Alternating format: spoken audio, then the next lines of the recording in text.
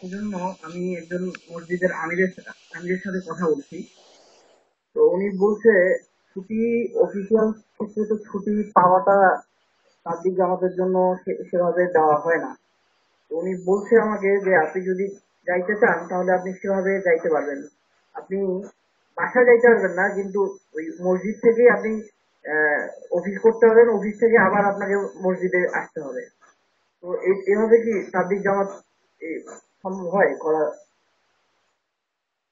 শুনুন, প্রথম কথা হলো আকীদা। যে আকীদায়, যে ব্লকে, যে সম্প্রদায়ে, যে গোষ্ঠীতে, যে ইউনিটিতে, যে কাজের মধ্যে রসুল পাকের প্রেম এবং আদবে ঘাটতি আছে, সেটা যে কেউ হোক সেখানে যাওয়া যাবে না।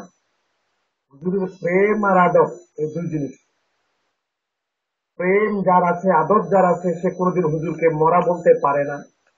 সে কোনোদিন হুজুরকে মাটির মানুষ বলতে পারে না। সে হুজুর পাক সাল্লাল্লাহু আলাইহি ওয়াসাল্লামের শাফাআত লাগবে না এটা বলতে পারে না। হুজুরের ওসিলা দিয়ে দোয়া করা যাবে না এটা বলতে পারে না। হুজুরের দরুদ ও সালাম পাঠ করা যাবে না এটা বলতে পারে না।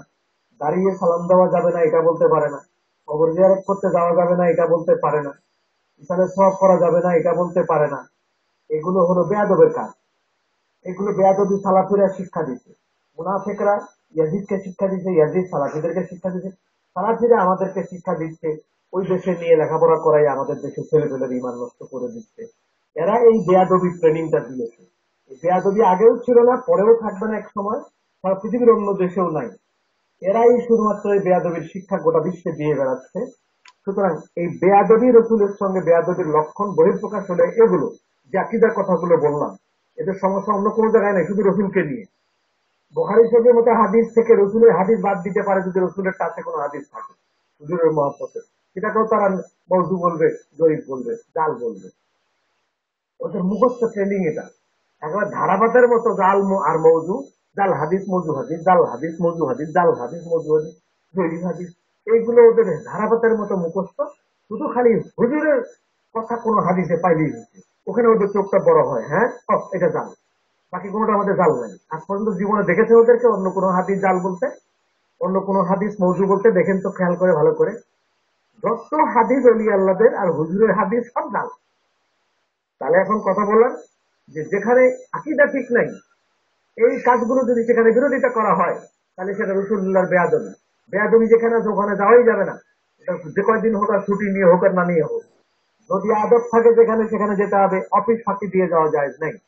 অফিস আমানতদারি, এটা 15 কোটি মানুষের টাকা আপনি খাচ্ছেন জব করে, সেখানে আপনাকে অফিস করতে হবে পুরোপুরি। এরপরে যদি মা বাপ থাকে মা বাবার সেবা করতে হবে। এরপরে যদি বউ থাকে বউকে সময় দিতে হবে।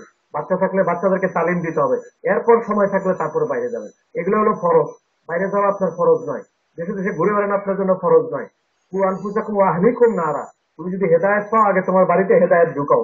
যতক্ষণ ছেলে মেয়ে স্ত্রী পুত্র নামাজি না হবে ততক্ষণ বাইরে যাওয়া ঠিক না। এই জন্য নিজের বাড়িতে আগে গেছে। আমরা এরকম বহু মুরব্বী দেখছি তবলিগের, 40 দেশে চিল্লা দিচ্ছে, 1-2 দেশে না। আর পোলায় ঢাকা শহরের বড় মস্তান গুলি খেয়ে মরতো। ঢাকা শহরের বড় মস্তান পোলা দিয়ে আরো প্রাউড ফিল করতো, হ্যাঁ আমার ছেলে এরকম করতে হবে। তো এরা এই ছেলে পেলে মস্তান, এইটাকে এরা গৌরব বোধ করে। আপনাদের দেশে চিল্লায় ধরে ক্রাইমকে লিগেল করে। সুতরাং যত পুরান পাপি হয় তত ক্রাইম লিগেল করে। রসুলের আদব যার নাই তার ভিতরে ক্রাইম লিগেল করার অভ্যাস আছে। আরেকটু নিয়ে কথা বলি। আসসালামু আলাইকুম রহমতুল্লাহ বারাকাতুহু। জি বলুন।